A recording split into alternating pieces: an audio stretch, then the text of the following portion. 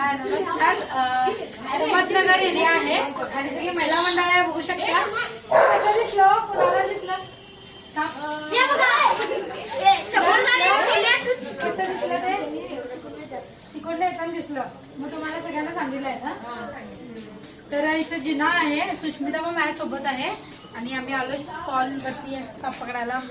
तर एरिया बघू शकता, अहमदनगर एरिया म्हणजे पूर्ण आउट एरिया पडतं आणि बाजूला सगळे ओपन प्लॉट्स आणि बाजूनच मोठाच्या मोठा नाला जातोय आणि त्यामुळे भरपूर साप या परिसरात आम्ही पकडलेत. मोठे मोठे गोणं सुद्धा पकडलेत.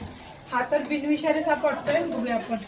याच्या खाली आहे, जिन्याच्या खाली, आणि तिथं जायला बघू शकता मुवमेंट करायला साप. काहीतरी जड आहे ना. ओके, रुको एक मिनिट. आणि बघू शकता वेरुळा जातीचा केवढा मोठा साप आहे, फार मोठा साप आहे आणि रागीट सुद्धा वाटायला आहे.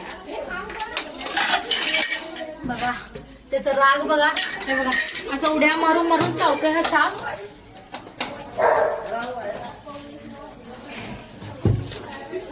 देशातला सगळ्यात रागीट साप आणि अशा पद्धतीने याला पकडलंय, उडून उडून चावतोय. बघू शकता फाईट करायला.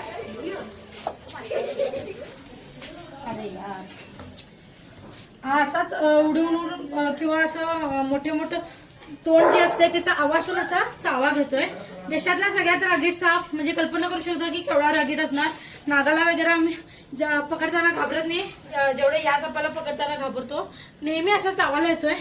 आपली जी शेपूट आहे ती गोल गोल फिरून कट करून पळून जातोय.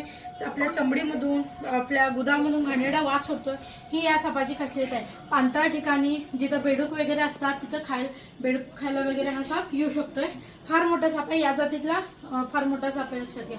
मागे असण्याची संभावना आहे. पिवळ्या कलरच्या शेडमध्ये आहे आणि चेकर्ड किलबॅक सुद्धा याला म्हणतात. बघू शकता याच्यावरती डिझाईन कशी असते, अशी चौकडे चौकडे म्हणजे चेक्सचे आकाराची असते, त्यामुळेच याला चेकर्ड किलबॅक असं नाव पडलं असावं. तर ठीक आहे, आपण याला आता बंद करूया. व्हिडिओ आवडला असेल तर जरूर लाईक करा, शेअर करा, कमेंट करा. धन्यवाद.